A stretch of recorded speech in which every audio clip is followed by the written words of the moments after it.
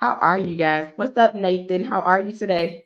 That was a sweet intro, everybody. That was sweet. I like that. Let's go. How's it It's like going, Nathan? I'm like on a news. I feel like I'm on a news show or something. That was Ooh, cool. they got your heart beating. Right, I'm a little nervous now. It's official. Wait a minute. Wait a minute. Don't be nervous. Don't be nervous. Don't be nervous. Oh my goodness.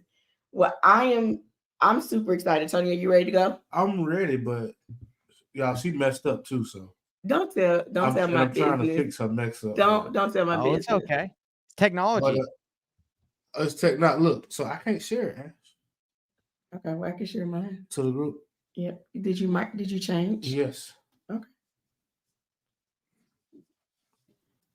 Watch me work my magic. All right. All right. All right. So we are live and in color with the man, the myth, the legend, Mr. Nathan Payne. Tell us who is Nathan? I hijacked my question. Man, do you guys do that on everyone, or is that did that just No, come to man. No. You me? just hijacked my question. Don't worry That was about it. beautiful. That was nice. Okay, who am I? Well, I'm just a guy. I'm just nothing crazy about me. I guess I'll let people know a little bit about how I got started in real estate. If that's because that's why we're All kind of right, here. let's do it. So, I didn't really know I wanted to get into real estate. I didn't really know anything about real estate until after I graduated from college. I did door-to-door sales for about 6 years throughout college. I did a mission for my church for 2 years before college. So I got kind of like into the sales background of like, talking to people, like getting rejected a lot on my mission because people just didn't want to talk to me about the gospel, about Jesus. And then I went to college and people didn't want to talk to me about Dish Network and DirecTV. And when I was knocking on their doors, so I was like, that's just how it was. People don't like to get bothered. So that's how I got started. And then my job in not in real estate, my job in door to door was very transient. Every summer or every fall, we'd go to a new market and we would go knock in an area. Like I went to Dallas, Terre Haute, Indiana. I went to, Lubbock, Texas, just random places. And after I got married after college, I was like, man, I don't feel like I want to knock doors for the rest of my life. I was making good money, had teams, but I was like, what can I do where I can make good money and still use my ability to just talk with people and sales skills? And I remember my buddy in college did wholesaling. He did lease options, and his dad was a wholesaler in Missouri. So I called him and I said, hey man, are you doing real estate right now? He's like, no, I'm working at a tech company, but I want to get into real estate. I said, hey, look, I'm leaving door to door. Let's start a real estate company. I don't know anything about it, but let's do it. And he's like, okay. Wait a minute. So that's how I got started. Hold up. You knew nothing about it, and you just decided I'm just gonna do it. Yeah, guys, that's just kind of like how I am. Like, you guys want to know who Nathan Payne is as a person? I just go for it. And most people, like, they'll study and they'll learn and they'll analysis paralysis. I'm the opposite. I'm like, let's freaking go. Let's get smashed and just let's fail. And then we'll figure it out as we go. That's my personality. And maybe that's not good. Maybe it's good some because I don't wait, but it's also not good because I probably waste a lot of money. Listen, it's gonna be one or the other. Nathan, I am so you. I go, and it takes Antonio a whole year to buy a TV. Like, yeah, I've already bought 365 TVs in his time. Like, that's me. I can't take it. I can't wait. Like the thing is, like, you could sit there and you could study it all out. You got to just go for it. That's my opinion. And my philosophy, it gets you in a lot of trouble, I feel like, but you learn quick, but you also get smashed a lot. And to my defense, okay, come on, defend yourself. I'm not gonna just say I don't mind making decisions. There's a level of information I gotta have to make a decision. Now, once I get to that level, I'm gonna make a decision. Then he's go. And I'm gonna go like next 3-4 steps. But I ain't just gonna automatically go by the first one I see. I gotta do a little research, but I'm gonna take action. I get it. So that's good too. That's good. I've already done it. I've already lived it through. It's over with. Like, so I want to dig into Nathan before college, Nathan before the mission, Nathan before door-to-door sales. Nathan as a boy, maybe? Nathan growing up. Did you grow up a two-parent household Uh-huh. with parents, entrepreneurs. Kind of give us a little background on that. Oh, great. Yeah, we're going way back. We're taking it back. All right. I was a kid. I had ADHD. All right. That's where we'll go back. So I was hard to pay attention. Didn't just went all out. Like I would when I found something I really liked, I'd hyper focus on it. Because that's a part of ADHD is like when you find something you like, you freaking lock in. So I played a lot of StarCraft when I was a kid. I don't know if you guys ever heard StarCraft. It's like a little video game, Age of Empires. That's what I locked in on for like a long time. I would just play computer games as a kid. And then I got into wrestling. That was the sport I got into in high school. I did pretty much everything when I was younger. Like I tried a bunch of sports and I played computer games, and then I got into wrestling and I just dove in. I sucked. And then as I like hyper focused on that, I got better and better and better. So I started freshman year, was terrible. Practice second year, I got third in state in JV, which is like, okay, you got better. All right. Get better, progress. And then junior year, I sucked. Well, I didn't suck, but I was in varsity. And then senior year, I placed third in state in the state of Georgia for wrestling. So my thing is like, you just go and you figure it out and you practice and you work hard and you stay diligent and you get good at anything. That's just been my philosophy. And same thing on my mission. I went on my mission and I went Spanish speaking. Now I'm Hispanic. I'm half Hispanic. I'm white and I'm Spanish. I'm Chilean. I didn't speak Spanish. So when I went to my mission, that was the language I was speaking, is Spanish. So I had to learn Spanish at 19 years old. And again, got smashed, didn't really know how to speak it. People were making fun of me because like, dude, why do you have a gringo accent? You sound like a white guy, but you're tan. You speak terrible Spanish. So smashed. And then I got better. So that's just like my life has just been go for it, get crushed. Don't give up. You'll get better. And yeah, so it's just like the trajectory of my life. Was your parents entrepreneurs or did they have 9-to-5? Ooh. Great question. Dad was my dad worked for the Delta Airlines there in Atlanta, Georgia, where I grew up, and not an entrepreneur in that sense. Just worked I think like 30, 40 years. He just retired a little bit ago. My mom from Chile, she actually was a little bit more entrepreneurial minded. She started a cleaning company called Celestial Cleaning. She started that when I was a kid, and we would go help her clean offices like on the weekends, like take out the trash in the offices and wipe down the doors and the windows. So you could say, yeah, she was an entrepreneur in that sense because she had that. And yeah, so born in a household that had two parents, had three older sisters. I'm the only boy, youngest. The only boy? Okay. Yeah, only boy. And yeah, and good family, good life. I middle class, wasn't rich, and just felt like I could do anything, but was also scatterbrained, right? Like I always thought that the more you did, the better it was. Like I'm learning now that you got the one thing, the focus. If you're locked in on one thing, that's how you become great. For me, I was always like trying to do a lot, right? Because that's just was my ADHD. Yeah. Okay, so there's a theme that we've come across when it comes to successful investors. Usually one of those parents had that entrepreneurial bug. Yeah. And it rubs off on them. And if not their parent, it was a close auntie, uncle. It was someone close to them that they watched and really didn't realize that they were watching or that they aspired to even be what they are. Yeah. So when you told your dad that you was going to quit the door-to-door sales and go down this entrepreneur journey, what did he tell you? Yeah, what was the advice from mom? What was the advice from dad? It's interesting talking about parents and whether they're entrepreneurs or someone close to you. My parents just always made me feel like I could do anything I wanted. So it was I could go to them about anything and they would just be like, okay, you can do it if you want.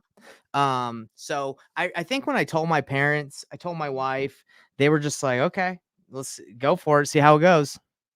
That was pretty much it. They're very spiritual. So they're like, did you pray about it? How do you feel? Do you feel good about it? Okay, go for it. So that was the conversation. That's important. That's important. It's one of our pillars to success is making sure that you got good people in your corner that's feeding you faith. And a lot of times our circles feed us fear. You can't do this. That can't be It's done. impossible. Nobody in our families ever did that. So it's good to hear that your parents were super supportive. They pointed you in the direction towards your faith, and they encouraged you. They didn't necessarily knock you down. They lifted you up so that you could do it. Yeah, Absolutely. 100%. You definitely need someone to support you, especially my wife, right? Like she supported me in doing something I've never done because she believed I could figure it out, right? So I married someone that believed in me. That's right. That's important. So, all right. So mom was forefront. Mom was the entrepreneur. You started off right after college. Why real estate? Like, why did you just say, you know what, we're gonna do this real estate business out of every other thing you could have done? Like, why real estate? It's actually pretty funny. You guys, okay, I can go deep into the story.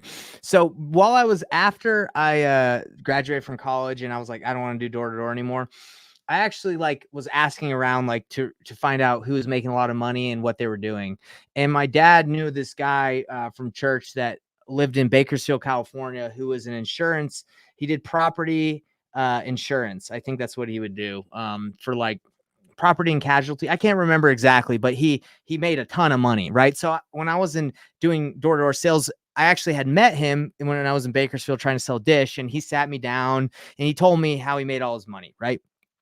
So after I talked to him like months previous to that, and I decided I didn't want to do door to door, I called him. I said, hey, I was thinking about insurance, right? And I was like, what do I got to do in order to get insurance? And he's like, all right, well, first you're gonna have to like learn the skill sets of doing it. So go and apply for some jobs as an insurance agent at like either medical or what I do. So I started like applying for jobs, right? And I went to like 3, and I knew some people, so I got in on some interviews, and I like sat down and got interviewed. I got in a suit and I was like talking to all these people. Like I had 3 interviews. I talked to this one company, this insurance agent here in Utah that owned his own agency. And I was like, how much, like, I just wanted to get down to the brass tacks. I was like, how much can I make? That was it. Right. Cause like I was making a lot at that time, guys. Door to door, you can make like 6 figures in like 3 months, because it's just like you work really hard and you have teams, you make, it's a good business. So when I sat down with them, I was like, hey, like, what can I make? And they were like 30, 40, 50 if you work really hard. And I was like, I was like, you serious? That's it? And I was like, how much are you making? I wasn't trying to be disrespectful to the guy, but I was You like, asked him that, Nathan? Yeah, I was like, how much do you In make? the interview.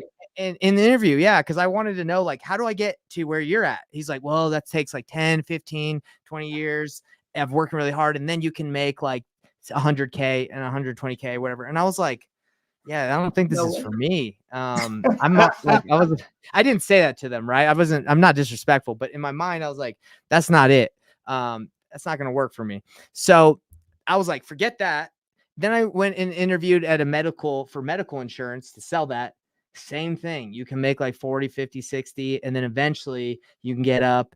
And it just looked like the trajectory to get to where I want to go is going to be like a long time, And it was, and I didn't, after like the second, third interview, I was like, I don't even like interviewing. I don't like these people that are asking me questions. I don't think I'm prideful when I was saying this, but I was just like, I don't like telling them like why I think they should hire me. I either you want to hire me or not. That was like my thought. But they didn't see me like that. They didn't know who I was or what I've done. And they probably didn't see the value because they didn't really know a lot about my sales or the industry I came from. So I was like, forget that. I'm done interviewing. I'm just going to do my own thing. And that's when I called my buddy and I said, let's just build this business up ourselves. And that's how I got started. Okay. So what year is that? Yeah. Okay. What year is that? 2018. This is the big question. All right. One of them anyway. What type of fears did you have starting a brand new business with no experience? What kind of fears were that? What fears did I have? Well, when it comes down to, I would say 0, right? But that's not true. I remember when I was a brand new wholesaler, I was scared to lose every deal. I feel like when I had a deal under contract, another buyer was going to snake it.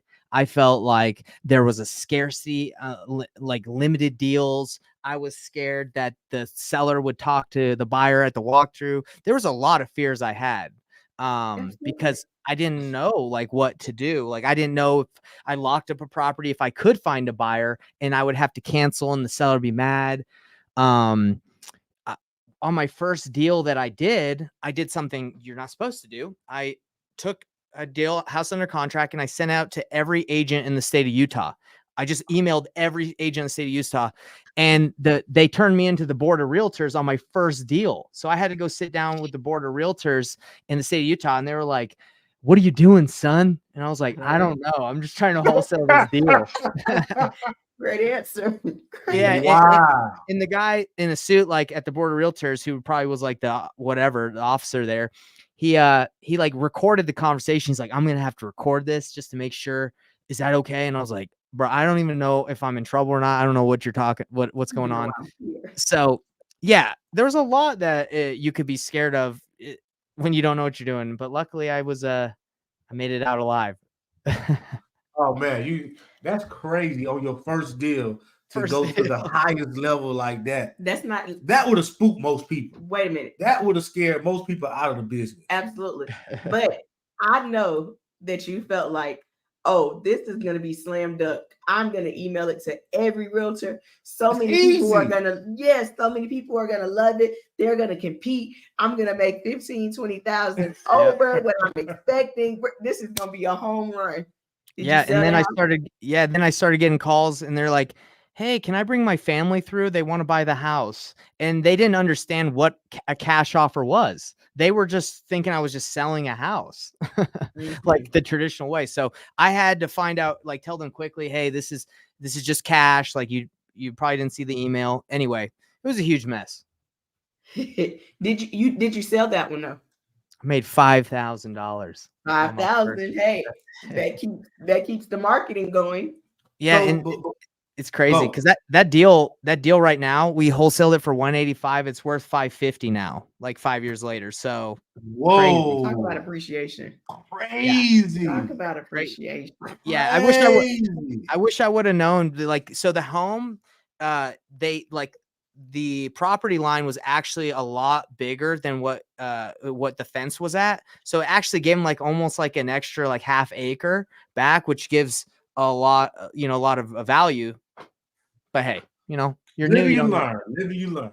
So from a financial standpoint, did you and your wife have a conversation about, hey, how long do you have to do this before you try something different? Did you kind of save for this moment? Did you have some residual income coming in? What was the finances like before you took that leap? Great question. So me and my wife, we're lucky because we're very, very frugal. We live off of not a lot, right? And we bought a home and we made our basement a mother-in-law apartment. So we actually don't have a mortgage because we rent out our basement, right? So we've done a lot of things to make it so our expenses are extremely low. And so that's good, right? So very frugal. So finance is not really that big of a burden because of the way we live and the way we've set ourselves up. But I also had saved up a considerable amount from 6-7 years of doing door to door. So it wasn't really that big of a risk. Gotcha. We've saved quite a bit. And so we didn't really say like, "Hey, you got this much time," because it was more, I felt like that might've been put a limiting belief or like something in the back of my head. So we just never had that discussion. And I got a deal within doing what I was doing for like after 3-4 months. So luckily we were okay. And now is that a discussion we've had over the 5 years? Of course, because things aren't always perfect. They go up and down, guys. I'll be honest with everyone here. Like, I'm always honest, but I'll just say not a lot of people like to disclose this, but I lost a ton of money flipping houses. I was flipping homes during, the pandemic, and interest rates went up to like 8%, and homes values here went down and I was buying homes like right before the interest rates went up. So I actually had to deed in lieu of property back to a hard money lender. I had to pay them. I think in total, I lost like $200,000, and that sucks. But hey, we in that same category with you. COVID was here. It was real. Some people made money. Some people lost money. And there were some phases after COVID where I made a lot of money, but then afterwards, I lost a lot of money after COVID. Like it's just kind of it's the name of the game. It's what it is. Yeah, that's the name of the game. Exactly. So we've had discussions about finances. Yeah. I know you. I know that you focus on wholesaling. But most of our audience are new to real estate. They ain't never done a deal. They don't understand real estate. They just know they want to potentially get into real estate. What is wholesaling? Yeah, what is wholesaling? Good question. So all wholesaling is, and I'll give an example because I just had this happen yesterday with a brand new buddy, like a brand new friend. I don't want to say brand new friend. He's a friend that had an opportunity. This just happened. So he calls me and he says, "Hey, Nate, I sell roofs. I know you're in real estate. I think you do some like wholesaler cash. I don't know what it is, but I have a seller that wants to sell right now for her house. The house is probably worth, I think, around 1 million, 1.2. She says she'll take 800,000 for it right now. What do I do?" So he has everybody that's new, he has a seller that's motivated. She does not want to list it. She just wants cash and she wants to be out of it quick. He knows that there's an opportunity there because there's a discounted property that needs to sell quickly. How does he make money on it? He calls me and I say, "Hey, okay." So she doesn't want to list it with an agent. She doesn't want to sell the traditional way. She wants to sell it to an investor like me. She wants 800,000 and the house is worth 1.2 or 1 million, whatever. Can we take this property, put it under contract at 800,000 and sell it to someone else or assign our rights to the contract to buy it for a fee? Can we sign it for more? So I told them, "Hey man, I actually think I know a couple people that might be interested. We might be able to give her 800 and give it to someone for like 820 or 840, 850, depends." So that's what wholesaling is. It's just taking an opportunity where you're going to the seller and you're saying, "I can buy your house for how much do you want? 800,000. Okay. You go through the process to buy it, but you don't actually even ever own it or buy it. You just sign the paperwork and assign your contract, your rights to someone else for a fee, and you get paid out at closing." So, was that a decent explanation? That was great. Okay. So I'm gonna get this question. You get the next question. Okay. Give me the pluses to wholesaling and the minuses to wholesaling. Good question. Okay. Pluses is little risk, right? And everything has like an asterisk, right? Because it depends how you do it. So little risk because you don't ever own the real estate. When I was flipping, there was a lot of risk because, you own it, you're paying monthly, you got to get insurance, and it depends what happens to the market 3 or 4 months. With wholesaling, it's like, okay, the house is worth 820. I have it for 800, 820. I can get rid of it within 30 days. That there's no risk because if I don't have a buyer, I can cancel my contract right. So there's just little risk. But then depends. The con of wholesaling is to find that many opportunities or enough opportunities to make a business out of it. The con is marketing spend. You have to generate enough opportunities. So if you spend $30,000 or $10,000 a month to get those opportunities and you don't get a deal, that's your risk. You got $10,000, $20,000 that you haven't made. And that's what was in the beginning was tough. And it's always tough, right? You spend money and then you either make it or you don't. So another pro to wholesaling again, you don't have to be a real estate agent. I know a lot of states are trying to regulate that, but you don't need a license in most states. And there are always going to be ways to get around it. You can do like double closing. You could do, get it in a trust and assign the trust to the other person or do it through an LLC. You can always get paid directly from your buyer outside of close or through an invoice. There's so many different ways, but you do not have to be a real estate agent in most places. A lot of people, they advocate for that just because the agents and the brokers, they all want their money. And they say they're watching out for the seller, but who knows? I think it's all money. Who knows? So that's a pro, but then you could also say it's a con because you don't know what you're doing and you could mess with some people's lives. Everything has its pros and cons, right?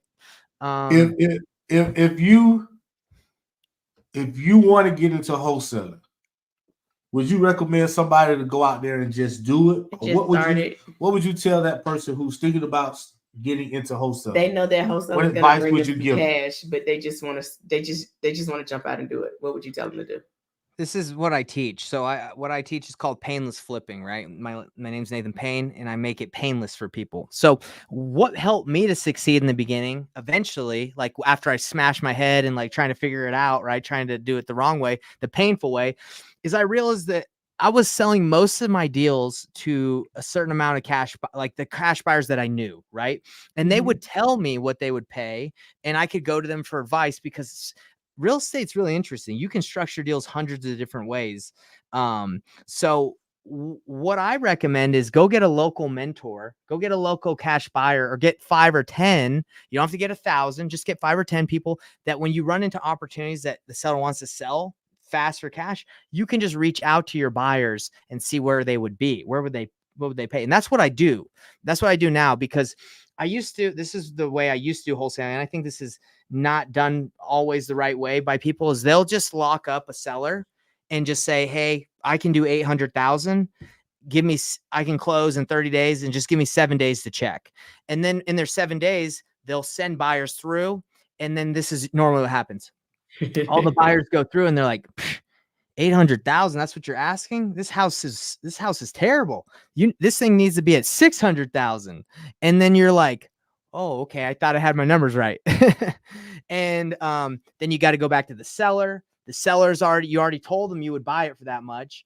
And so I don't like to just like commit unless it's a deal that's just like a guaranteed the best deal ever. And you're like, okay, this is a no brainer. But unfortunately, that's not always how real estate works. So I like to find out what my buyers will pay and then add my fee on top of what they're able to be. So for example, on the 800,000, I call John, say, John, seller wants 800,000. Can you do 820? Yeah, I would like to make a, 20K on this. He's like, Nate, this house is worth I pay 750 for this.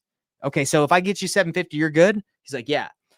I'd call back to the seller that wants 800 and say, hey, look, you know what? Because of this and this and this and this, the house next door, I know you said it's 1.3, but that's brand new. That's a new build. Yours is built in the 1950s. I'm going to need to be at 720. Does that work for you?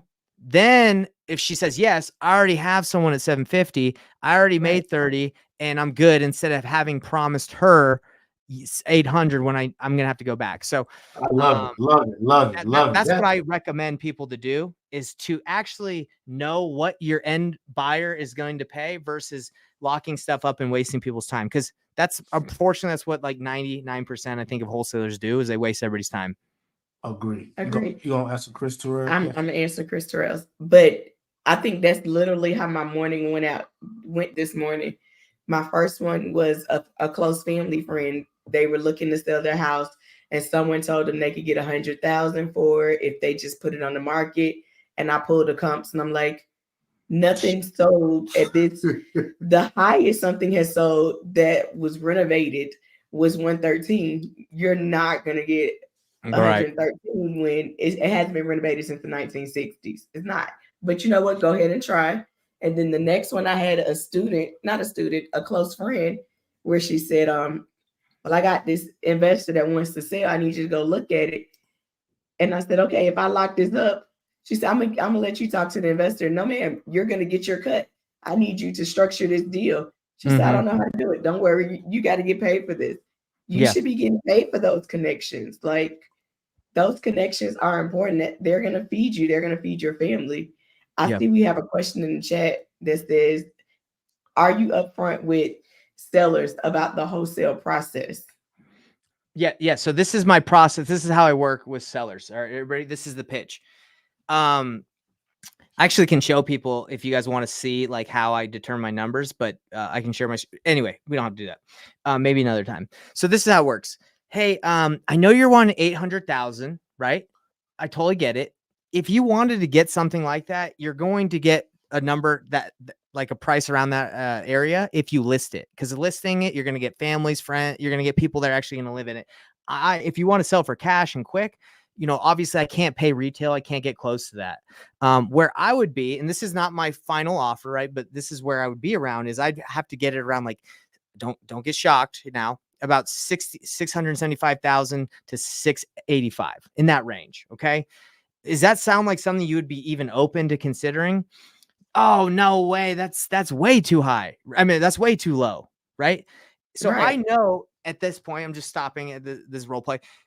I know I can get this deal done and it's a for sure deal at that price. If they accept, then let's sign the contract because I'm buying it or I'm wholesaling it. I feel good about it. Now, Mhm. we all know most of the time they're going to say no, right? Because the wholesale deal is so low, right? So then I would say, look, I totally get it. My offer like is pretty low. Where would you see yourself being around?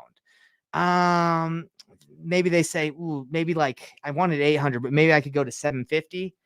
I'd say, that's still a little too high for cash buyers, but this is what I can do if you're interested. I know a couple cash buyers that are able to pay more than me in my network. I could just run this by them and see what they'd be willing to pay. But all I need to do is I just need to get them, right? I just need to get them to see the property. So I'm going to need some pictures. So that's when I don't have it under contract. I just ask some people I know, and I'm not blasting this out to 1,000 people. I'm just sending this out to my top people. And then I get firm offers, and then I go back and I say, hey, you know what? Like, I know you wanted around 750. I'm getting offers around blah, blah, blah, blah, blah. And then I would just have my fee on top of that when I talk to them. So if I get an offer at 710, I would say, hey, look, the best offer I got, it was like 700. And then I would wholesale it, right, to my buyer for more. That's how I do it. Now, if that's perfect. That's game right there, perfect, Nathan. that was perfect. That's game. That's how I do it. That's the transparency I do. Because you're basically saying, hey, I'm going to bring it to some people. That's what wholesaling is, right? I love it. I love it. Absolutely. That was wonderful. All right. So we're wholesaling. Can I say something really quick? Wholesaling with our partner. Go ahead, Nathan. Just super quick. Now, if the seller is like, I want 800 no matter what, then it's like, well, it's not even worth my time to bring this by. Right. My buyers, because they're not realistic. Now, if they're super motivated, but they're like, no, I really need that. Depending on how motivated they are, I might just still run it by some people to see if I can get them closer to what they're asking, because I can usually tell if they're going to sell, this person's selling for cash all day. They just haven't gotten lowballed enough to come to the realization that they're not going to get their asking price. So it really just depends. You don't want to do that for everybody. You just do it for super motivated, or if they're close and you can get someone around that price. That's all I had to say. Okay. Great tips. All right. So let's walk back through the journey. You are doing it with the partner. Is this partner still here today? Are you guys still wholesaling together? No longer with us. No, just kidding. Okay. We're not partners anymore. So what was your partner's fear versus your fear? Like, were you just too risky? You know what? My partner had zero fear. I'm telling you, like that, nothing could, I used to call him the Rock, because he would he just couldn't be swayed, or nothing would worry him at all. And it was crazy. Like I was the guy that was going all out, but I would worry more than he would. He didn't care. Like, for example, I'll give you an example. We bought a house in California, and after we closed, we found out there was a squatter in there, and we couldn't sell it because all the cash buyers we were sending by were like, I'm not buying this house with a squatter.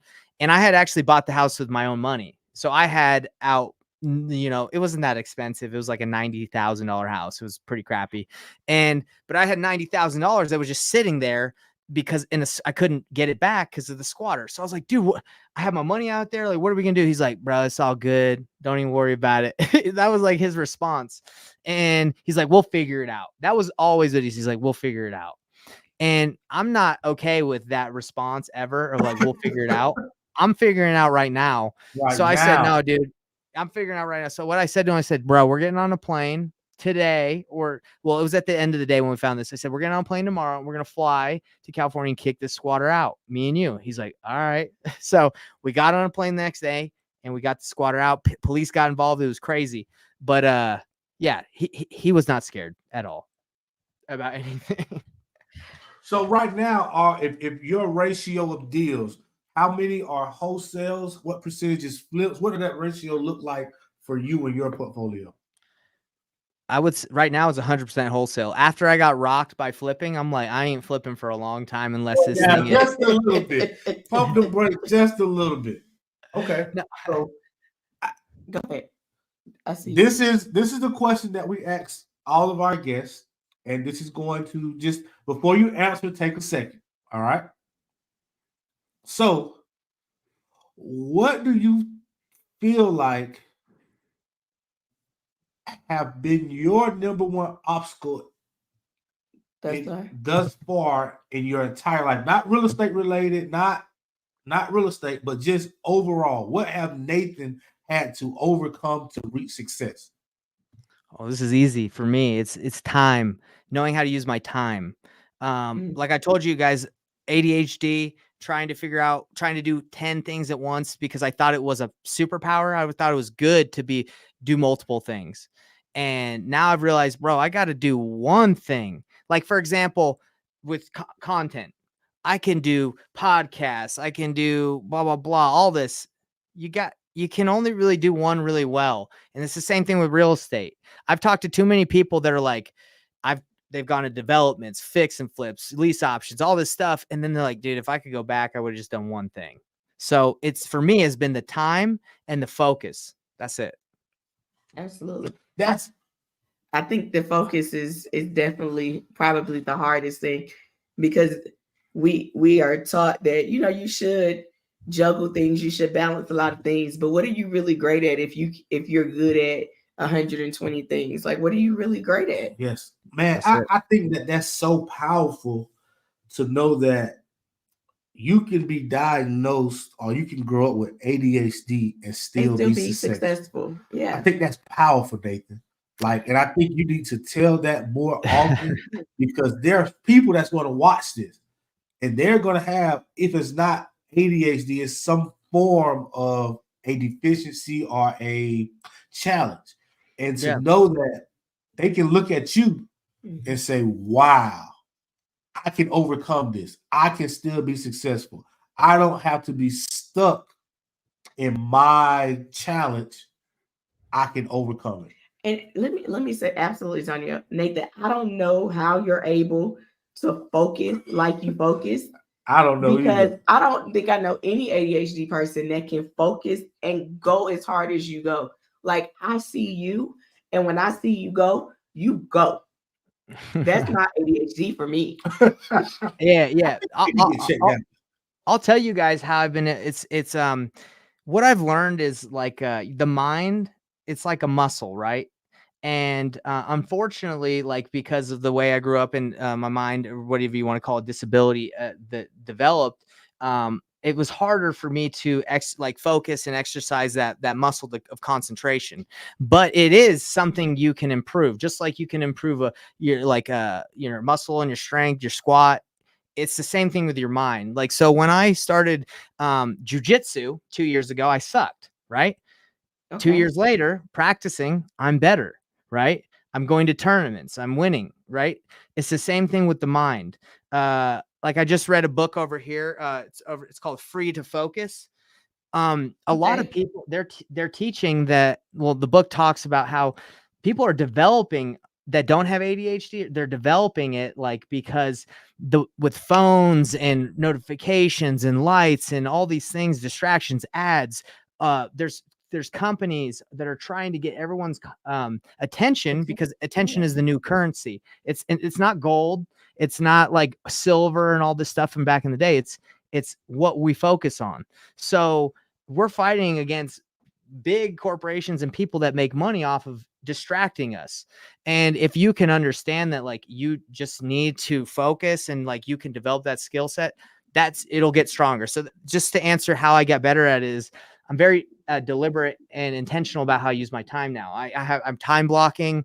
When I first started reading, I could read for 5 or 10 minutes without being like, I gotta go do something else. Now I can read for hours because I sit down daily and I say, okay, let's get everything out of the way. Let's focus. So that's the problem. The problem is people don't understand that it's something that they can build over time. And I didn't know that either as a kid. I just got distracted, and that's just how it was. But you can all build your attention. Let's go. That was exciting. Hmm. Focus. Focus. That- Is there any Build it. particular music that helps you focus? Is there any? Sorry, Is it any particular music that helps you focus? Like, what cool. sets the focus? Let me grab this really quick. Okay. So if anybody wants to focus better, this is the book I just read. I read it in like 3 days, or a couple days, and I took like a ton of notes on it. It's very good because it talks about music, talks about how to structure your days. Like let me show. Okay. Show it sure. to us. Show it to us. Let me show you my calendar. I know you guys might think this is crazy, but like I time block. Like right now, we're right here on this call. I know right after the hour, sorry, I'm gonna have lunch, and I'm gonna take an hour for lunch, and then I have an hour for that next thing I'm doing, and then I'm gonna end my day, and then I'm gonna have dinner with my wife, and then it's rejuvenation time, and it's family time. So I know exactly what I'm gonna do because I've structured it, and I'm not gonna let things that aren't important get in my way because time is important. That's all we have. Absolutely. That's impressive, Nathan. That's impressive. Can I time block you like I used to? Hell no. It's all from the book, guys. I didn't make it up. The time blocking I got from the book. And I interviewed this guy on my podcast that he was like, hey, Nate, would you rather switch places with Warren Buffett, that's the richest guy, would you switch places with him right now? He's the richest dude in the world, but he's 82. Or would you rather stay with your life? You're 32. You're not rich like him. Like, what would you rather have? And I'm like, I'm cool with where I'm at because I have time. I don't think anyone would trade places with Warren if you had to be 82 and you could die the next day. Who cares about that money? Those guys all want something that we have that they don't, and that's more time. So yeah, just think of that, everybody. Like, time is really what's important, not money. Absolutely.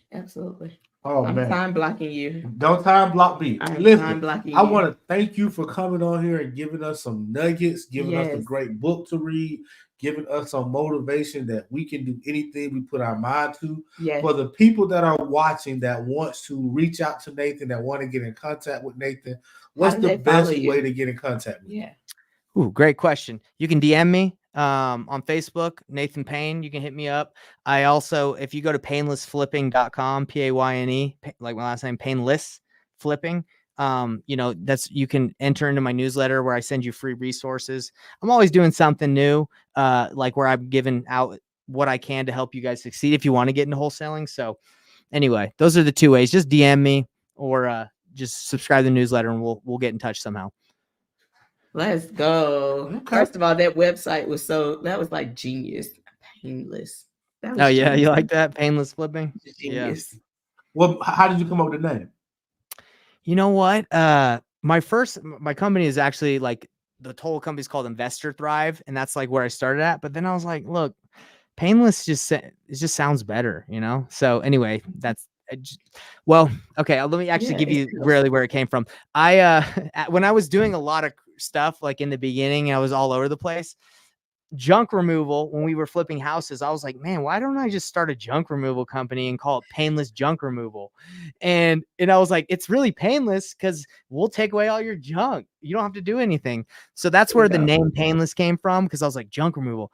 And then remember, guys, I focused, so I got rid of that. And now I'm like, well, the Painless was a good name. Why don't we just add it to flipping? So that's how the name really got started. I love it. I love it. Absolutely. Man. Keep going. Keep chopping. Yes. Keep doing amazing things, Nathan. Yes, I we're so want to proud make of sure you. that we share this. Make sure you share this with your community, because it's going to help them also. Yeah. Let's connect in the future. Yes. Thank you, Nathan. Any questions before we go for that? So I see one question. I don't know if it's a Nathan question, but we can definitely ask and see what his response is.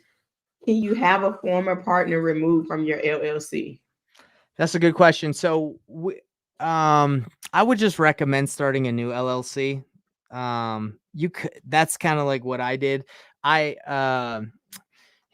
tax guy, like, I had my company set up as a partnership and we filed taxes. And then I was like, hey, this isn't a partnership anymore. I own it. And he was like, well, we'll file it as a sole proprietorship. So he just like was struggling to like know what to do as well, my tax guy. So I think if you can avoid it, just start a new LLC. Okay. Absolutely. Absolutely. Okay. Get the book back. Yolanda said, what's the name of that book again? Free to Focus. Guys, I love reading. Let me give you one more tip before I go. Reading, we know Tom Kroll. When I joined, Coaching Inc. and started learning more about like how to be a better entrepreneur coach, I didn't read at all. I was like, forget reading. I don't want to waste my time. I'd rather watch a movie. And now he's like, read. So guys, I've been reading like crazy and it's helped me out a ton. Like there's a reason why most entrepreneurs and successful people read. It's because you like download everything. Like you never forget anything that you learn. It's just back in your subconscious, right? So you can bring it back. So the more you read, oh my gosh, it's just like you're becoming a freaking supercomputer and things can come back and help you. So read, everybody. Read. Absolutely. Read. Absolutely. Okay. I got another question. What's the best way you all are analyzing deals, or what tools are you using? Ooh. So I love that question because at painlessflipping.com for entering my newsletter, I actually give you all my painless flipping offer calculator, which actually determines what you should offer on a wholesale deal, what you should offer on a fix and flip, a burr. It does everything, creative, novation. I use this is what I've been using to do millions of dollars in wholesale fees. That's how I analyze all my deals. So if you want that tool, go get it for free. I give it away. I used to charge for it, but I was like, you know what? Everybody gets it for free. So go ahead. Let's go. Great question. Yeah. All right. Any more questions before we get out of here? Because y'all had some good ones. So right. we want to make sure we take advantage of Nathan's time. Okay. Yes. Great. Okay. Let's go. If you need that calculator, go check out the website. If you want to get with Nathan to learn how to wholesale or get some nuggets, yes, or just talk to him about potentially wholesaling and what it looks like, reach out to him. He is a go-giver. He's going to help you. He's going to provide you with as much information and access as he can so that you can start your journey. Absolutely. Thanks, guys. I appreciate it. That's nice. That's a good endorsement. I appreciate it. No problem. You're so, welcome. Man, we'll see y'all. What we got coming up, Ashley? Too much. Yeah. REI Live is April 16th. We'll be at REI Live at Vulcan. Next Tuesday, we have a training. Yeah. That's it. Okay. All right. Well, make sure y'all go join our REI Decoded Facebook group if you haven't already, so you can watch this replay. And you can also watch some other training and some other podcasts that we did. So see y'all in the future, man. Thank you again, Nathan. Thank you, Nathan. Love you guys. Thank you. Peace.